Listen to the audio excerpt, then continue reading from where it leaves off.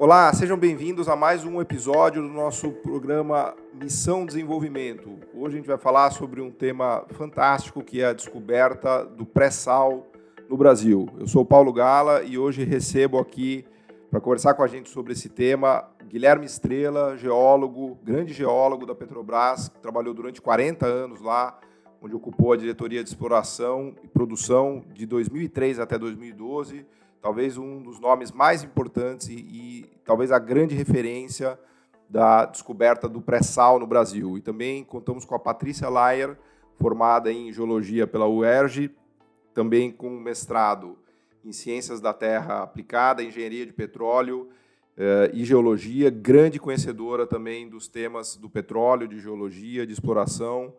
São dois super conhecedores desse assunto que eu considero um assunto fantástico, né? Lembrando que o nosso programa tem o nome Missão Desenvolvimento, porque ele parte da ideia de que o desenvolvimento, não só o desenvolvimento econômico, mas o desenvolvimento social, ligado a questões de bem-estar, de saúde, de educação, de tecnologia, de um país, depende de uma missão que articula Estado, mercado e sociedade. A gente tem uma visão aqui no nosso podcast, no nosso programa, que os grandes feitos econômicos dependem de uma articulação geral da sociedade, né, em que o Estado tem um grande papel a desempenhar, as instituições públicas, tanto empresas públicas, bancos de fomento, como o BNDES, universidades, sociedade civil, né, todos sendo articulados em prol de alguma missão. O título do nosso podcast faz menção ao último livro da Mariana Mazzucato, né, que é o Mission Economy, que, em nossa opinião, captura de forma muito interessante essa ideia da missão, né, por trás dos projetos que levam ao desenvolvimento de uma sociedade, de um país. Eu acho que o pré-sal é talvez o que mais simbolize isso no Brasil, a descoberta do pré-sal, né? Tudo que esteve envolvido desde das dificuldades de engenharia, da parte técnica, da parte financeira, da parte de tomada de risco, de decisões públicas que foram tomadas. Então, é realmente um feito incrível que o Brasil conseguiu alcançar, né? Descobrir o equivalente a uma Arábia Saudita no Atlântico Sul, uma quantidade de petróleo inimaginável, né? Até como se brincava o petróleo que estava atrás do galinheiro ali, que o Visconde de Sabugosa, né, se não me falha a memória, no sítio do Pica-Pau Amarelo, fazia menção, né? Então, realmente, uma das coisas fantásticas que o Brasil fez, e para a gente é um privilégio ter esses dois grandes conhecedores do tema com a gente aqui no podcast, porque a maioria das pessoas não tem muita noção do feito que foi da empreitada tecnológica, de engenharia intelectual, que foi necessária para extrair petróleo de 8 quilômetros abaixo do nível do fundo do mar. Eu até hoje não consigo me conformar, né, de como é possível, né, como a gente consegue tirar petróleo de 8 quilômetros de profundidade. Você já me perdoa aqui meus erros técnicos, tá? Eu não sou engenheiro nem geólogo, posso estar falando besteira, não sei se é 6, se é 7, enfim, mas, né, eu sei que é bem fundo e bem caro, né? Eu me lembro que eu li um pouco sobre esse tema, que falava da pressão que existe lá naquela profundidade, né? Mas, enfim, deixa eu parar de falar besteira aqui, porque eu sou economista, vou passar a palavra para quem conhece mesmo do tema. Então, eu vou começar pedindo para o Guilherme Estrela nos contar como foi possível esse feito fantástico, e depois a Patrícia, desculpe. Guilherme Estrela, uma honra ter você aqui conosco, e nos conte o segredo de como a gente conseguiu descobrir e extrair petróleo de uma profundeza, dessas profundezas tão longínquas, por assim dizer. Obrigado pela sua presença aqui. Paulo Gala e Patrícia, eu aceitei com muita satisfação e honra também, né, de participar com vocês. E Paulo Gala é uma referência nossa já, né, no pensamento sobre o Brasil, né, sobre o desenvolvimento brasileiro, sempre com uma visão nacionalista, né, e vendo os interesses nacionais como principais, objetivos desse nosso desenvolvimento, né. Eu vou começar, se você me permite, Paulo. Os geólogos, e aí a Patrícia vai concordar comigo, nós geólogos, sabe, nós ganhamos a vida contando histórias. Primeiro, eu vou me referir sobre a missão, né? Então, quando nós fizemos o primeiro planejamento estratégico da companhia, né, a empresa construiu um documento em que tinha como seu início fundamental discutir a missão da Petrobras, né? Isso é importante porque nós éramos uma empresa estatal e monopolista, né? Então isso tudo nos dava a responsabilidade de cumprir ou buscar cumprir integralmente esse papel que o povo brasileiro, através da Lei 2004, nos tinha confiado, não é mesmo? E discutimos a missão da Petrobras. E a missão da Petrobras, eu me lembro, enfim, participei ativamente, né? Eu era superintendente adjunto do SEMPS, eu acho que já era superintendente geral. E definimos a nossa missão como o seguinte: investir na descoberta de petróleo em todo o território nacional para suprir o Brasil, né, desse combustível, né, dessa fonte energética, que seria absolutamente fundamental para que nós tivéssemos um projeto de desenvolvimento nacional, né, baseado num alicerce que fosse efetivamente duradouro a longo prazo, né? Então, tendo a energia como base de todo o desenvolvimento industrial de qualquer país do mundo, né? Muito bem. Então, essa missão de descobrir petróleo e gás natural no território brasileiro, já tínhamos as unidades produtoras no exterior. Inclusive eu trabalhei no Iraque, em Bagdá, quando descobrimos lá um dos maiores campos do mundo, né? Quando foi isso? Foi em 1976. Foi o ano que eu nasci. Revelei minha idade aqui agora. Não, mais novo, fica tranquilo. E você embarcou com família, com filho, todo mundo pro Iraque, hein? Minha mulher era um ditado que dizia: onde vai a corda, vai a caçamba, meu amigo. Você não vai sozinho. Então, onde eu ia a turma toda atrás, né? Muito bem. Mas tínhamos as operações internacionais, mas o foco era no Brasil, né? Porque, naturalmente, e foi a principal razão para o domínio e a consecução da hegemonia geopolítica americana do século XX, foi que eles descobriram enormes e gigantescas reservas petrolíferas, né?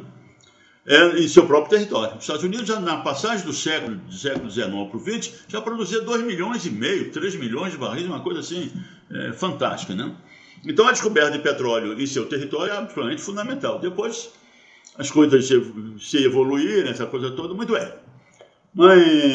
E essa era a nossa missão, né? Muito bem. E aí, essa é a parte, vamos dizer, política desse espírito que sempre prevaleceu no corpo de empregados da Petrobras, para nós, efetivamente, tentarmos cumprir essa missão, que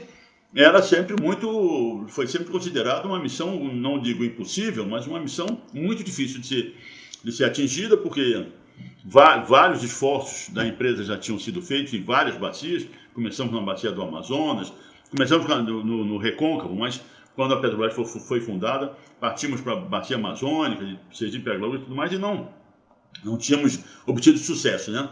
Muito bem, essa é a parte inicial. Agora, sob o ponto de vista geológico, também é muito importante, sabe, Paulo? É o seguinte, porque nós já produzíamos, inclusive da bacia de Campos, né?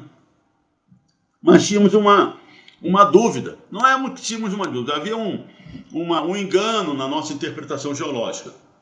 A gente não sabia de onde é que provinha o petróleo. Isso é uma coisa geológica, mas é fácil de entender. De onde é que provinha, qual era a rocha geradora que gerava o nosso petróleo. Na atividade de exploração de petróleo, a Patrícia sabe disso certamente mais do que eu, existem fases, né? E uma das condições, diria, principais de você encontrar petróleo são em estruturas geológicas altas, elevadas no subsolo, né? Então, essa teoria, que é uma teoria geométrica, né? Apenas pelo alto geológico no subsolo, né? na coluna geológica. E isso tinha, não era só na Petrobras, era do mundo inteiro.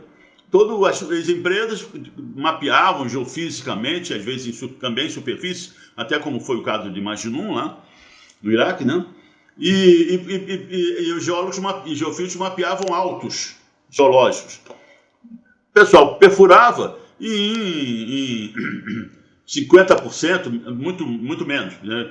Em 10% das perfurações encontrava petróleo, né? E assim veio. Mas nós no Brasil não estávamos de acordo com o conhecimento geocientífico da indústria petrolífera mundial, mas tínhamos outras bacias.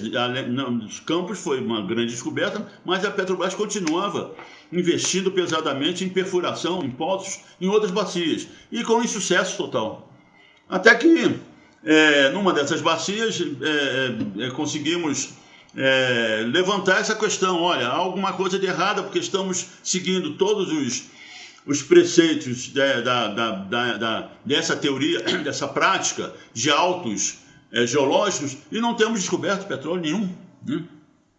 E aí fizemos um trabalho com um consultor estrangeiro muito importante e fomos descobrir, Paulo. Isso nós estamos falando de que ano? Desculpa, Guilherme, só para a gente ter uma noção temporal. 1982. Constituímos um grupo de trabalho para estudar esse problema na Bacia do Espírito Santo, que a Bacia do Espírito Santo é logo ao norte da Bacia de Campos. E a gente não descobria petróleo. Perfurávamos e não descobrimos petróleo. E o pessoal de Santos, de Campos, né, perfurando e achando petróleo. Então, através de uma consultoria estrangeira, né, um geólogo franco-americano, que nós contactamos, né, e ele trabalhava na Chevron, interessante, né? E conseguimos, ali com aquele projeto, determinar a fonte, a rocha geradora dos nossos petróleos. E isso foi uma revolução na história das provas. Mas espera aí, Guilherme, até vou pedir a ajuda da Patrícia aqui, mas nessa altura do campeonato vocês já sabiam da existência embaixo do sal, no pré-sal? Não, era tudo acima do sal. Acima do sal. Acima do sal, nada, inclusive porque nós achávamos que o petróleo vinha das rochas associadas acima do sal. Essa que era a nossa interpretação. Está entendendo? Mas ninguém se preocupava com o que estava embaixo, né? Muito bem. E aí definimos a rocha. Quando definimos a rocha, ficou claro para nós. E tem o seguinte, muito interessante: o sal é impermeável. O petróleo é gerado em subsuperfície, profundamente, e migra para cima, né? Para a área de pressões menores, porque quanto mais profundo, maior pressão, maior temperatura, então ele migra por rachaduras na geologia, lá nas rochas, ele através das rachaduras vem para cima, né? Então, essa foi o grande salto. E tem o seguinte, esse homem que trabalhava na Chevron, Gerard de Maison, né? Era um franco-americano, geólogo, né? E esse cara veio, mesmo na Chevron, o pessoal não dava bola para o que ele dizia e tudo mais, ficava, não, esse cara aí tá, né? E ele veio ao Rio, veio 2 ou 3 vezes ao Rio, não cobrou 1 centavo. Ele vinha. Ainda foi de graça isso? Foi de graça, e ele nunca falou nisso. O cara é um cientista mesmo. Ele nunca falou em dinheiro. Bom, aí é amor à arte. Aí a gente que é cientista entende. Então, isso para nós foi uma surpresa, né? E começamos então a interpretar geologicamente, aí com bases muito científicas, muito mais concretas e confiáveis, né? O petróleo gerado embaixo, como é que ele sumiu, né? Ele veio para cima e se depositou nas rochas que foram depositadas depois do sal, acima do sal, né? Muito bem, isso está ótimo, né? Só que tem que... Isso é a Bacia de Campos. A grande maioria dos campos, quase totalidade, depois que fomos pesquisar o pré-sal na Bacia de Campos, produzia muito, né? Porque havia janelas do sal, quer dizer, aquela capa impermeável não existia, e o petróleo gerado embaixo subia e se depositava nas rochas lá de cima, né? Isso foi importante, porque começou a valorizar muito as rochas que estavam embaixo do sal. Tá vendo? E essa foi, só para contar a história, acabando rapidamente, e essa foi o que aconteceu, é o seguinte, desculpe, vou abrir um parênteses. A Petrobras, né, tem uma história de investimento no treinamento e na formação dos seus profissionais, sabe?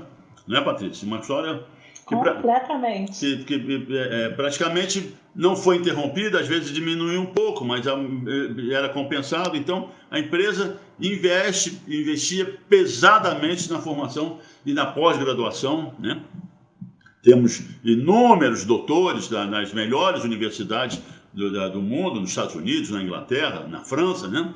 Enfim, então a Petrobras constrói uma base geocientífica, estou falando na geocientífica, mas na área de engenharia também, mas constrói uma base científica que, Paulo, por que isso era importante? E eu digo isso com muito orgulho, porque o investimento em petróleo, principalmente na área da exploração, ele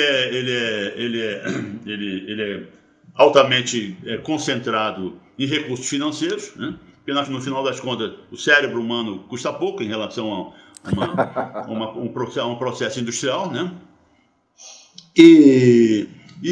Mas era e por isso nós enfrentávamos, como o mundo inteiro enfrentava, uma taxa de descoberta muito baixa, né? 1 para 10. Uma coisa que eu fiquei impressionado, até se a Patrícia puder falar um pouco. Eu estava estudando a coisa do shale gas americano, que eles descobriram o petróleo e gás lá naquele folhelo, e eu fiquei assustado com o volume de recursos públicos que o Departamento de Energia americano colocou nesses projetos. Essa era uma história que eu não sabia do detalhe. Foram bilhões e bilhões de dinheiro colocado a partir de Washington, no Departamento de Energia, desde o segundo choque do petróleo, para os americanos buscarem fontes alternativas de petróleo em território americano, né? Sem o dinheiro público do governo americano, o shale gas não existiria. Isso é muito claro hoje, né? Só que as pessoas, em geral, não sabem disso. Elas imaginam que tudo que é a iniciativa privada que faz, né? Até se a Patrícia puder falar um pouquinho, depois a gente volta para o Estrela nos contar o pulo do gato ali, que a gente não chegou nele ainda. Então, em relação a essa questão do investimento norte-americano, é muito importante a gente falar que realmente eles consomem 1/5 do petróleo produzido mundialmente, né, por dia. Então, e uma grande parte disso é em gasolina, tá? Eles têm um perfil de consumo diferente do nosso.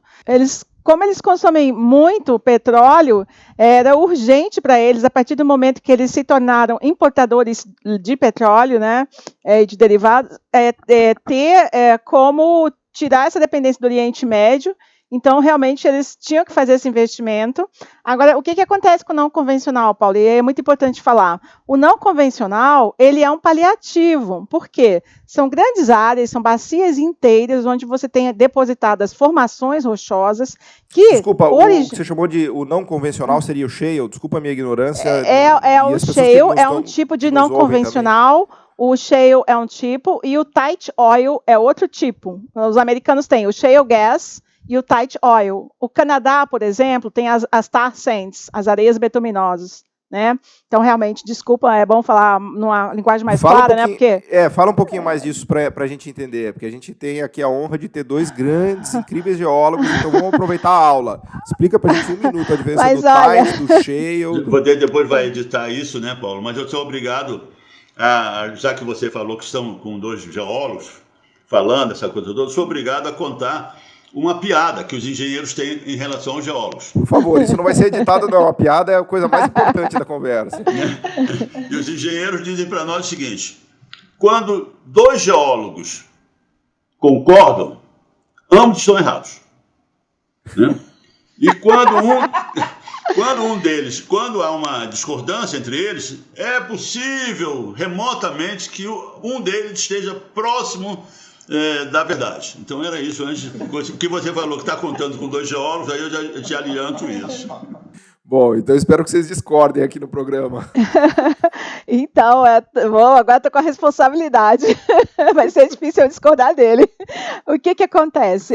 Então, falando do não convencional, né? O shale gas, o shale, né, o folhelho, ele é uma rocha que é formada, então, como o Estrela falou, num ambiente mais calmo, onde você tem a matéria orgânica se depositando ali, ficando preservada sem oxigenar, sem deteriorar, e você tem os minerais de argila, né? Então, você tem uma rocha que ela é porosa, tá? Tem um espaço poroso, mas ela não é permeável, esse espaço poroso não está interconectado, e o petróleo, ele vai ficar, e o petróleo e o gás, né, eles vão ficar nos poros da rocha, né? Quando está o gás pode estar dissolvido no petróleo, ou o gás pode estar sozinho, porque você já teve um craqueamento aí, já uma temperatura elevada que craqueou o óleo para gás. O que acontece? Então, o shale, antes a gente fosse falar no ambiente que a gente vivia, dos convencionais, o shale era a nossa rocha geradora. O que eles estão indo buscar é a geração lá do hidrocarboneto, lá na rocha geradora, estão fazendo poços, usando a tecnologia mais moderna, né, de poços horizontais, fazendo poços, fazendo fraturamento hidráulico, tá, para poder produzir um pouco desse petróleo que está lá dentro. Mas isso é em escala de bacia que isso acontece, essas formações. É importante? É. Qual o problema aí? O problema, como eu te falei, é que originalmente essa rocha tem poros que não se conectam. Então você drena esse volume onde você fraturou e depois a produtividade desse poço vai cair rapidamente. Então, eles têm sempre que estar perfurando poços. Uma coisa que ninguém fala do não convencional norte-americano é que vive no vermelho. Quando a gente começou aí em 2019, eu não sei se foi na virada de 2019 para 2020, que eles estavam pensando, ou foi em 2019, em algum momento, eles estavam pensando que iriam sair do vermelho. Não, aí veio a pandemia e deu uma cacetada, você viu, desculpa o vocabulário, você viu o que aconteceu com o preço do petróleo, chegou a ficar negativo, não foi? Foi um negócio muito punk. O preço do petróleo mergulhou para baixo dos 40, veio quase até $20, $25. Não, teve coisa pior lá na área deles lá, eu não lembro assim exatamente, sim, tá? Sim. Por quê? Porque os futuros derreteram, né? Isso, porque é uma coisa assim, que eles começam, assim, eles já têm um problema financeiro, que o cara pega um dinheiro para investir lá, e aí o cara tem que perfurar poços para estar continuamente substituindo os poços que ele vai perdendo, porque a produtividade vai caindo muito rápido. Tá? Isso é o shale gas. O tight oil é uma rocha, né? Pode ser um arenito, uma rocha que originalmente pode ter tido poros, onde tinha condições para o hidrocarboneto estar melhor e tal, mas essa rocha sofreu aí uma diagênese, né? Que é uma alteração que a gente chama, que a rocha sofre ao longo da vida dela, uma cimentação, uma precipitação de clorita, alguma coisa, e aí essa rocha, ela virou, então, uma rocha que ela tem hidrocarboneto, mas ela também tem uma permeabilidade muito baixa. Então, você também vai ter que utilizar, né, essa rocha, vai ser também, não vai ser um reservatório convencional. O que a gente está acostumado aqui no Brasil, e o que a gente, assim, quando eu estudei outras bacias na Europa, eu vi que a gente aqui era muito rico realmente na geologia, porque a gente está acostumado aqui sempre com coisas muito boas. O pós-sal, que Estrela falou, né, ele foi até 82. Eu posso avançar um pouquinho e falar só um pouquinho até a descoberta dos primeiros 5 gigantes? Eu vou fazer isso, hein? Fala um pouquinho, fala um pouquinho e depois eu queria... Fala um pouquinho chegando perto, que depois eu queria fazer uma pergunta também para o Estrela, já embarcando no que você falou, mas fala mais um pouquinho para a gente da história. Tá, então, só sobre essa questão dos gigantes, né? A gente tinha... Quem são os gigantes? Os campos gigantes são Albacora, foi descoberto em 1984, os 5 primeiros, tá? Depois tem muito mais. Os gigantes do pós-sal. Albacora, 1984, aí veio Madeline, 1985, aí veio Albacora Leste, 1986, aí veio depois Madeline Sul e Madeline Leste, em 1987. A ordem desses dois aí eu sempre me confundo. O poço descobridor foi perfurado um perto do outro, eu sempre confundo. O que acontece? Esses campos, né, mudaram as coisas completamente, tá? Porque a gente tinha bons campos que foram descobertos, que nem Estrela falou, né? O Brasil desconhece muito da história da Petrobras. A gente furou o primeiro campo, a primeira descoberta, Garopa, que aliás é um campo que foi vendido recentemente, em 1974. Nos anos seguintes, a gente fez uma série de descobertas, porque o geólogo trabalha com analogia. né? Ele imagina, né, um ambiente onde ele vai achar o petróleo, e aí quando aquilo dá certo, quando aquilo se comprova, né, o sistema petrolífero, uma rocha geradora, uma rocha reservatório, a presença do petróleo, aí ele vai procurar aquela mesma situação, né, o play. Ó, a Estrela está ali, com o dedinho levantado. Levantou a mão. Vamos deixar ele falar. Não, é só para... o que a Patrícia está falando, que depois que descobre um, a gente vai descobrindo outro, é aquele ditado que descobriu o caminho das pedras. Perfeito. Aí no caso do petróleo mesmo, né? Então, literalmente. E o que acontece? A gente, por exemplo, descobriu lá, garopa, em 1976, a gente descobriu enxova. Em 75, a gente tinha descoberto Namorado, que foi um campo muito importante para a gente, porque a espionagem no petróleo sempre existiu. E a CIA tinha encomendado um relatório para um geólogo de todos os campos gigantes, isso foi em 1978, todos os campos gigantes no mundo descobertos até 1975. E a CIA não sabia tanto assim sobre a gente. Não sabia que o pessoal já tinha descoberto Carmópolis, na bacia de Sergipe-Alagoas, em terra, em 1963, depois que o avô materno desse rapaz que foi diretor da Agência Nacional do Petróleo, o Décio atual, ele teve um avô que era da Petrobras e que tinha discordado da orientação do Link, que foi nosso primeiro gerente de exploração da Petrobras, de 1955 a 1962. Então, eles furaram Sergipe-Alagoas e encontraram lá Carmópolis, e Carmópolis veio a se revelar um gigante, um campo que tem reservas superiores a 500 milhões de barris de petróleo. Isso é extremamente estratégico para qualquer país no mundo, porque você tem um número de campos de petróleo descobertos, né, muito grande, de dezenas de milhares, tem um pouco de divergência nisso, vários autores citam números diferentes, né, muitos campos também já foram produzidos e não estão mais ativos, mas de número de campos gigantes, você tem um número bem menor. Então, quando foi em 75, a gente descobre Namorado, esse campo saiu no livro dos espiões, tá? Depois eu te dou lá o link da Rand Corporation. Aí, lá eles falavam assim, que apesar do investimento muito pesado, muito intenso, que estava sendo feito há 25 anos, esse investimento estava sendo feito por quem? Pela Petrobras, 78, 53. Eles achavam que a gente ainda não tinha descoberto e que Namorado ia ser o grande cara, tá? Isso é só para contar um pouquinho. Aí a gente volta para descoberta de enxova, 76. 76 a gente descobriu, no ano seguinte a gente estava produzindo petróleo. Por quê, Paulo? Porque apesar de todo o esforço que a gente estava fazendo, e nessa época o Estrela estava lá e eu ainda não, apesar de todo o esforço você tinha que a gente nascido? estava... Você tinha nascido? Eu já tinha nascido, ainda, eu estava brincando ainda. Eu era criança da década de 70, me entreguei, eu sou geração X. Graças a Deus, eu me importo com o mundo. Aí o que aconteceu? Esse campo a gente estava produzindo porque nessa época a gente importava, na década que teve o choque do petróleo e o preço do petróleo multiplicou muito, a gente importava 4/5 do petróleo. Então, a gente precisava muito colocar para produzir rápido. E o legal é a tecnologia. Em 77, quando a gente colocou a enxova para produzir, colocou com um navio. É o avô desses FPSO do pré-sal. Então, é muito importante ir ligando essas coisas e mostrando para o brasileiro que o que a Petrobras faz hoje, ela já vinha fazendo desde lá atrás, porque tinha o comprometimento que o Estrela fala, entendeu? O comprometimento com a nação. Agora, a bacia de Campos, desculpa, eu vou só falar dos gigantes, os 5 gigantes. O que aconteceu? A gente estava descobrindo muita coisa nos anos 70 e a indústria do petróleo estava em crise. Por quê? Nacionalizações ocorrendo nos países produtores de petróleo foram expulsando as 7 irmãs para elas procurarem sua turma. Elas tinham descoberto o Mar do Norte em 1969, a Noruega tomou pé da situação em 1972, quando ela criou a Statoil e criou uma coisinha chamada participação do Estado norueguês. Essa participação, até 1990 e poucos, ela era de 50%, no mínimo, de cada campo de petróleo ou gás que fosse descoberto. Em Statoil, que foi o primeiro, Statoil não, Ekofisk, que foi o primeiro campo, Eles não tinham a operação do campo. Ficou com a multinacional Phillips Conoco. A partir dali, meu amigo, todos os gigantes que foram descobertos na Noruega, a maior parte é operada pela Statoil, que agora chama Equinor, e... eles botaram Equinor para dar uma disfarçada àquela estatal, Mundial, exatamente.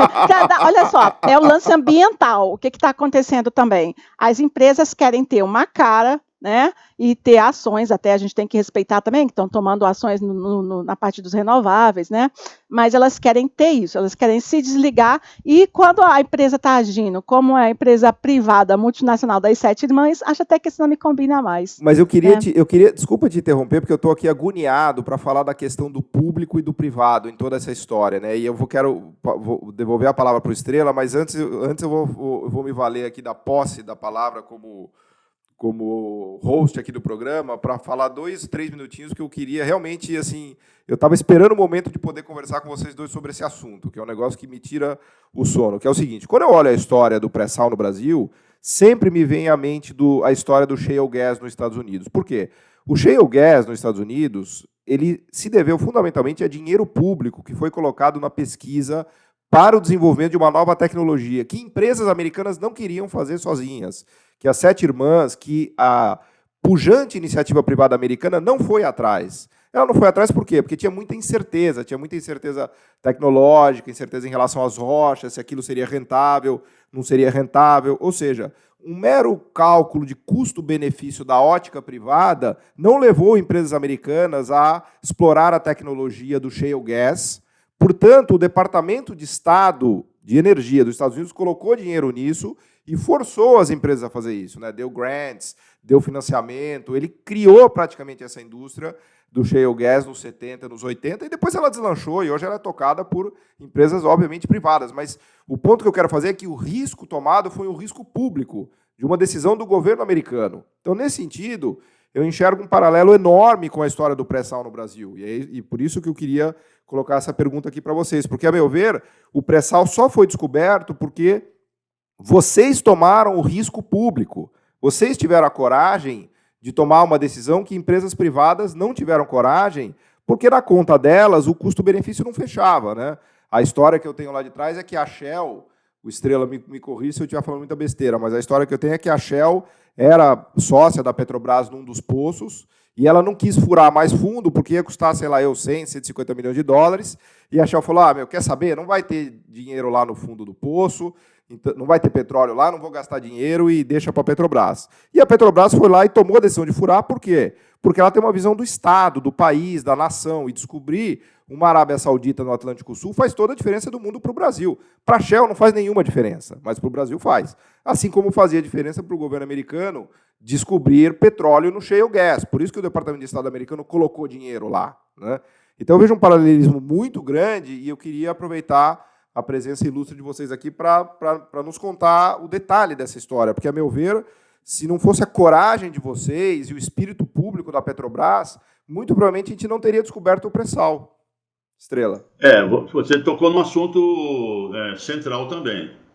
Na verdade, Paulo, esse aspecto é o aspecto de sempre, né, na Petrobras e que nós estamos vivendo hoje. É o seguinte, quando nós entramos lá, voltamos em 2003, que eu assumi a diretoria de exploração da produção da Petrobras, a empresa estava restrita e concentrada na bacia de Campos, que a bacia de Campos, com todos esses campos que a Patrícia listou aí, a bacia de Campos produziu 80% do petróleo brasileiro.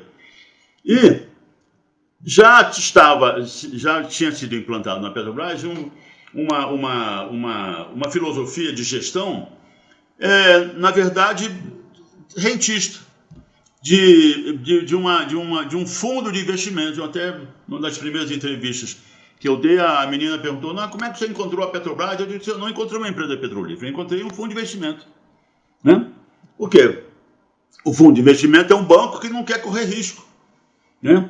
E aí é que entra, e você falou, você citou em relação ao shale gas e o tight oil americano, entrou a visão do Estado americano lá, né, considerando a energia um bem estratégico e para a segurança nacional norte-americana, dos Estados Unidos. Bom, basta dizer que eles proibiam a exportação de petróleo até 2015, né? Isso. Exatamente. Isso. E eles importavam 10 milhões de barris por dia.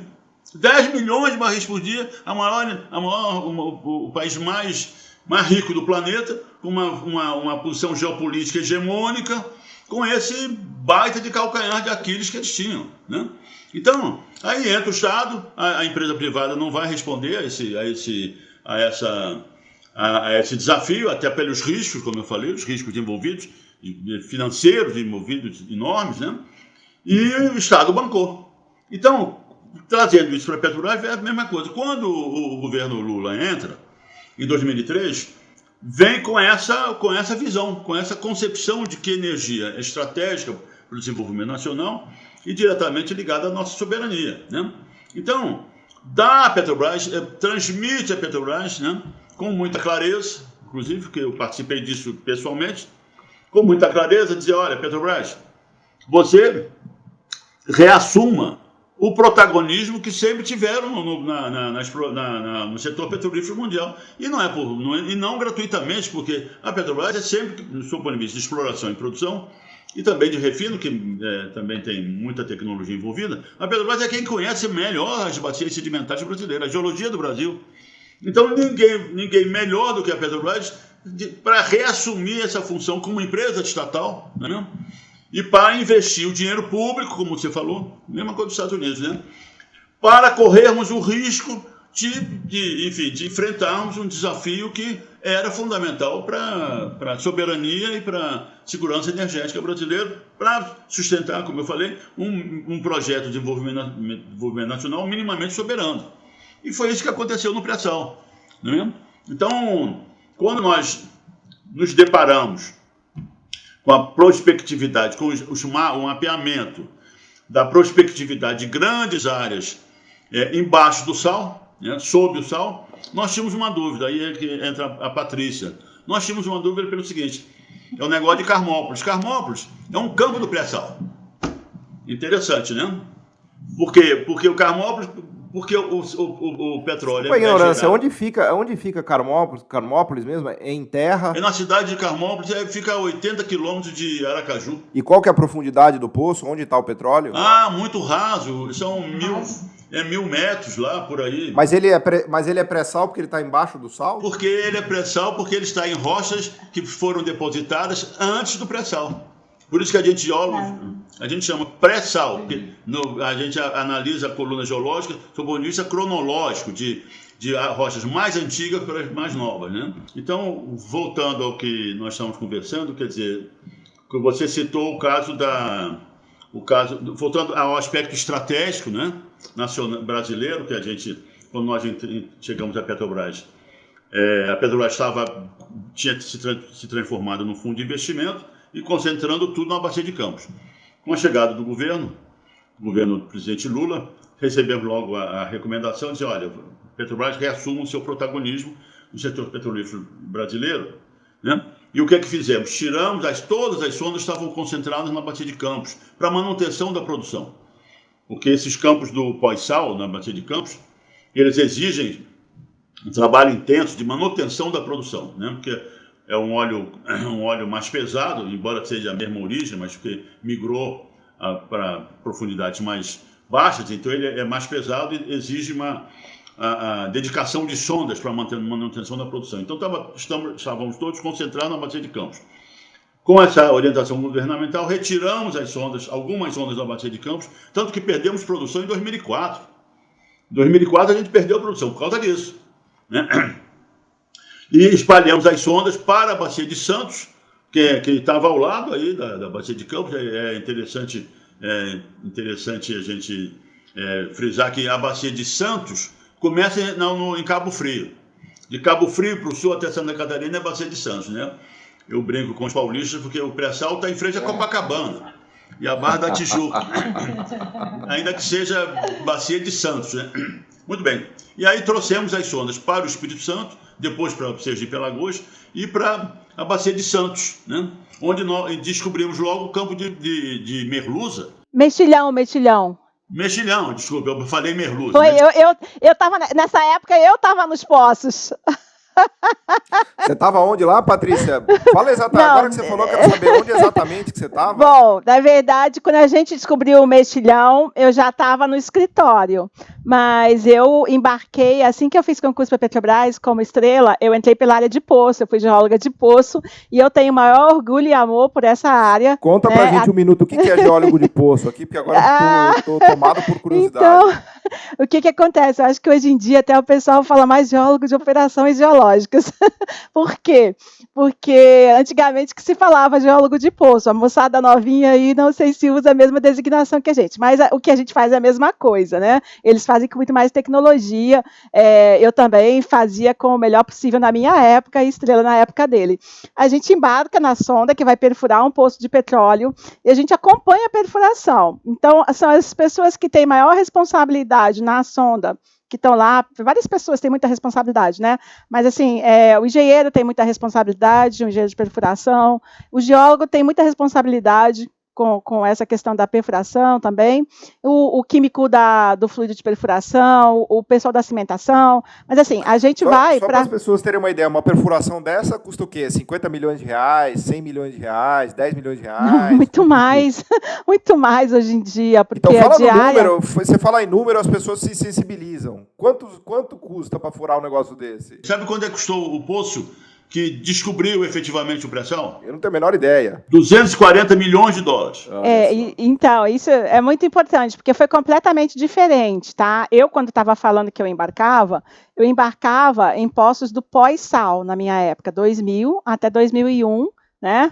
Eu tinha um ABB, e eu passei no concurso, e eu fui logo embarcar de cara. Caramba, guerreira, hein? Eu deixei de amamentar, tomei remédio e subi na sonda. Foi assim. Mas valeu a pena. Eu sou muito grata por ter tido essa coragem e hoje em dia ter aqui a minha estudante de economia. Mas o que aconteceu? Eu cheguei lá, né, e fui trabalhar como geólogo de poço. Geólogo de poço acompanha a perfuração, né, do poço e vai vendo que rochas estão ocorrendo ali e vai acompanhando também os indícios de hidrocarboneto e a gente faz registros, né, com ferramentas que medem propriedades petrofísicas da rocha. Hoje em dia, eu faço isso. Basicamente, eu trabalho com imagem de ultrassom de rocha, que, né, para o leigo pode chamar de ultrassom de pedra, mas não é pedra na vesícula, nem é pedra no rim, né? e eu trabalho, então, com ultrassom e eu trabalho com uma imagem também que é resistiva e vai mostrando as camadinhas da rocha, da terra, né? Que a rocha sedimentar, ela se deposita nessas camadinhas e você tem as fraturas, né? Que são as rachaduras que Stila falou, as falhas, as fraturas. Então, a gente... É um trabalho muito legal quando você trabalha Eu fiquei preocupado agora, porque a responsabilidade é bem maior do que eu imaginava, porque agora o Estrela acabou de me falar que foi gasto R$1 bilhão para furar o poço do pré-sal. Vou devolver a palavra para ele aqui, para ele nos contar quem teve a coragem de tomar essa decisão de furar R$1 bilhão, porque imagina se desse errado. Mas deixa eu falar só. Vai lá, só conclui, falar uma Patrícia, coisa. Conclui. Só para concluir, que os postos que a gente furava no pré-sal, no pós-sal, na época que eu embarcava, a gente até 2004 mesmo, nessa época, mesmo depois, né, antes de eu já tinha parado de embarcar, já estava no escritório, a gente furava poços e entregava eles testados por 15 milhões de dólares. Tá? Perfuração e teste de formação, que é para você ver o quanto aquele reservatório vai produzir de petróleo e gás. Tá bom? Então, realmente, quando foi assumir esse desafio, foi enorme. Aí eu vou deixar para o Estrela falar. A coisa mudou de figura. É o seguinte, vamos retroceder um pouco, né? Aliás, você vai me desculpar de eu sempre me referir ao que a Patrícia fala, né? Porque quando eu entrei na Petrobras, não era permitido que mulheres fossem geólogos de poço. Era só homem. Porque trabalhava isolado lá, com uma equipe isolada de 50 homens, essa coisa toda, e tinha, enfim, aquelas preocupações da minha geração, né, da sociedade da minha geração, aquela coisa toda, né? Então as mulheres não eram geólogos de poço, eram só os rapazes, né? A gente entrava na Petrobras e ia para o poço lá, muito bem. Mas, me referindo à tua pergunta, sobre o problema da Shell, né? A Shell parou o poço dentro do sal, né? E deixou embaixo 10 milhões de barris. Então a gente fica dizendo, não quis investir também. É verdade, não quis investir. Por quê? Para furar o poço descobridor, que é o primeiro poço que nós perfuramos no pré-sal, que foi o poço de... como é que chama, Patrícia? Paraty. Paraty descobriu uma enorme quantidade de gás, né? Mas esse gás era muito rico em gás carbônico. Mas vocês estavam furando já, Estrela, desculpa, vocês estavam furando atrás do pré-sal? Furando atrás do pré-sal. Paraty foi o primeiro poço para furar, porque é o seguinte... Que foi em que ano? 2006 a gente fez a descoberta, né? Mas a gente começou a furar em 2005. Inclusive teve um desses 2 poços, eu não lembro mais qual foi, que fez aniversário. A gente comprou uma torta de chocolate e era muito tenso. Eu lembro da equipe. Eu não lembro mais qual dos 2 foi, mas assim, a gente tinha investido tanto dinheiro, né? E a equipe inteira, ela era uma equipe muito consciente, né, da responsabilidade que a gente tinha. E eu lembro da gente com uma equipe pequena, reduzida, de engenheiros, de técnicos de fluido de perfuração, de geólogos ali, comemorando, né, cortando o bolo e comendo. O que aconteceu, o Paulo, foi o seguinte: como a nossa experiência em rochas, reservatórios, como a Patrícia falou, né, com porosas, porosas e permeáveis, era Carmópolis. E Carmópolis é uma rocha que a gente chama, é muito fechada, ela tem pouca permeabilidade também, tá entendendo? Então, a gente, quer dizer, você vai investir mais de uma centena de milhões de dólares, né, numa condição que você não sabe exatamente o que é que você vai encontrar embaixo do sal. Você sabia, como eu falei, sabia o seguinte, porque o sal, Paulo, o sal é impermeável. O sal não permite que o petróleo gerado lá embaixo migre e venha para cima, acima deles, é impermeável. A bacia de Campos é diferente porque o sal se movimenta e abre janelas de sal. Então, o petróleo vem por aí e se coloca no pós-sal. Mas na bacia de Santos, não. São 2.000 metros, na média, de sal, que é completamente impermeável. A gente não sabia o que tinha embaixo. São 2 quilômetros, é parede de 2 quilômetros de sal, é isso? Isso. Então, ligado ao problema do investimento, a Shell não sabia o que ia encontrar embaixo, como nós não sabíamos. A nossa dúvida das forças reservatórias embaixo. Aí é que está o desafio. E aí é que está a função de uma empresa estatal, né, comprometida com o suprimento energético brasileiro. Então nós fomos, e novamente, atrás de nós tinha um governo que disse, topo, tá entendendo? Então, fomos, quando chegar no primeiro poço, que descobriu gás com gás carbônico, muito gás carbônico, que está até hoje lá, nós vimos esse que foi o poço, ainda que não tivesse sido descobridor, mas se pagou por isso, Paulo, porque ele descobriu nessa rocha que ele perfurou embaixo do sal, um gigantesco reservatório e ótimo em termos de porosidade e permeabilidade. Excelente reservatório. Então pronto, ali já era a prova de que tinham poços ali capazes de reter o petróleo. Isso. Quer dizer, nós sabíamos que esse gás, inclusive, tinha vindo também dessa rocha geradora. Nós sabíamos que a geração estava presente, né, na bacia de Campos, pela presença do gás, e que tinha um excelente reservatório. Foi aí que nós fomos pro segundo poço. Os 240 milhões de dólares, eles são distribuídos nesses 2 primeiros poços. Por quê? E mesmo assim a Shell não teve coragem, Estrela? Não, a Shell furou antes. Por isso que ela não quis, porque ela tinha dúvida sobre a rocha reservatório que ela ia encontrar embaixo. E também eu desconfio, tenho quase certeza, pelo seguinte, porque para atravessar os 2.000 metros de sal, nós criamos um grupo de trabalho, né, Patrícia, das melhores cabeças de engenharia da Petrobras para fazer um projeto de poço. Então, esses 2 pontos, né, eles foram, na verdade, projetos de pesquisa, de engenharia. Quer dizer, a Patrícia disse que o poço fez 1 ano. Porque a gente parava com problemas e fazia engenharia e aí investia mais. Tá entendendo? Desenvolvia tecnologia, desenvolvia novas... Mas peraí, Estrela, desculpa, eu sou um cara chato, em geral fico interrompendo muito, você pode me xingar, tá? Mas assim, eu volto a insistir nesse ponto da Shell, porque assim, esse poço era só da Shell ou era em sociedade com a Petrobras? Ou ela abandonou com o poço? A Petrobras tinha 30% do bloco, eu acho. E ela desistiu e entregou, a Petrobras comprou dela?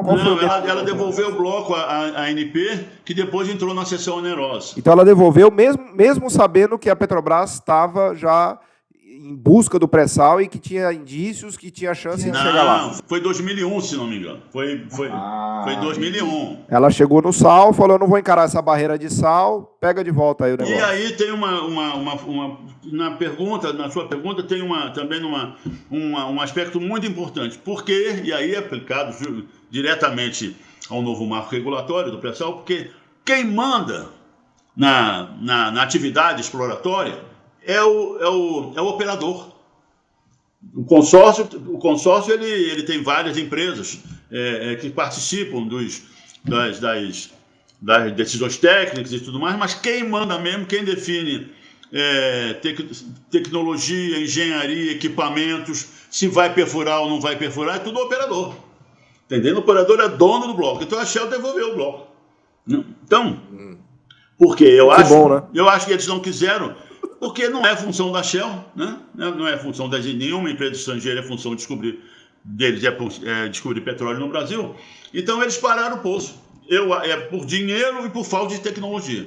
Tanto que nós gastamos 240 milhões de dólares para fazer um projeto de poço. Tá entendendo? Você vê hoje em dia que o pré-sal já está muito adiantado a produção. Você não vê nenhum tipo de desastre ecológico como deu em Macondo, no Golfo do México, né, em 2010. Porque a gente fura com completo domínio tecnológico e da segurança operacional, não é? Eu lembro da reunião que o Ivan, que cuidava do projeto de poço, o engenheiro, né, o Ivan, ele cuidava disso. Eu lembro da reunião que ele chamou, assim, então o planejamento lá no iniciozinho mesmo, a gente participando, e como você falou, as pessoas falando e analisando todas as circunstâncias que poderiam nos levar a algum problema para tentar resolver, né, para tentar já pensando de forma proativa, né, o que vai acontecer, qual é a decisão que eu tomo. Então, isso foi uma grande oportunidade na minha vida, ter participado dessa equipe, grande equipe, e ter vivido esse momento. Só complementar, o que a Patrícia falou é importantíssimo para a nossa conversa, é o seguinte, essa é uma característica da Petrobras, né? A gente utiliza a competência dos nossos empregados coletivamente, participativamente, está entendendo? E as pessoas se entregam, pelo menos se entregavam, acho que se entregam certamente ainda, com todo o empenho, com toda a sua capacitação, com todo o seu entusiasmo, né, para resolver os problemas. Isso é importantíssimo o que você falou, Patrícia. Não, eu estou preocupado porque a gente está conversando aqui há já praticamente 1 hora, né, e eu gostaria de ficar mais 1 hora, só que o tempo, a gente infelizmente tem uma restrição de tempo aqui. Então, eu queria... Agradeço demais a presença de vocês aqui, foi uma honra para a gente, essa aula que vocês deram para nós, muito mais do que uma aula de geologia, uma aula de país, né, de como se constrói, de como se desenvolve um país. Eu tenho certeza que todo mundo que está ouvindo a gente aqui vai adorar essa conversa e já deixo aqui o convite para vocês voltarem, porque essa é uma conversa fantástica, a gente precisaria de muitas e muitas e muitas horas para desenvolver ela toda, mas a gente certamente fará em outros episódios. É com muito pesar que eu encerro aqui o programa, realmente por falta de tempo, e também lembrar a todos que o nosso programa podcast Missão Desenvolvimento é uma realização da AFBNDES, da Associação de Funcionários do BNDES, e vai ao ar toda semana às quartas-feiras em todas as plataformas digitais. E você pode acessar todos os programas lá no nosso site, que é o www.missãodesenvolvimento.com. E também, quem quiser enviar perguntas, ideias, sugestões, é só mandar para a gente um e-mail no podcast@missãodesenvolvimento.com e nos seguir nas redes sociais. Então, muito obrigado a todos. Acho que tivemos uma conversa bem legal. Obrigado, gente.